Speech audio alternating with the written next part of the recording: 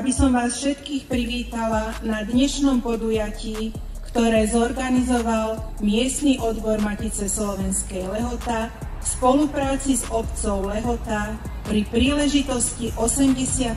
výročia Slovenského národného povstania. Utieraj si slzy a odpreveď ma iba do dvere. Neboj sa, vrátim sa.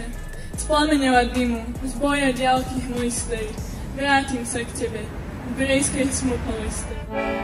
Slovensko moje, holčina moja, krásna si ako raj.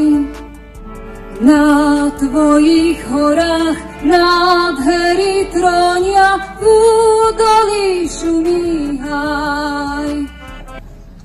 Milé dámy, vážení páni, milá mládež. Slovenské národné povstanie, ktoré vypuklo 29. augusta 1944, teda presne na deň pred 80 rokmi, výrazne poznamenalo naše národné dejiny a vplyv tejto udalosti zasahuje až do dneška. Začiatok povstania poznamenali mnohé zmätky, keď sa prejavili nedostatky v jeho príprave. Mnohí poverení velitelia zlyhali, čo využili nemecké vojska na rýchlu elimináciu a odzbrojenie východoslovenskej armády, z ktorej len časť sa vyhla zajatiu a po ťažkých bojoch prešla na povstalecké územie. Z hľadiska budúceho vývinu na Slovensku zohralo významnú úlohu politické vedenie povstania, ktorému sa podarilo 1.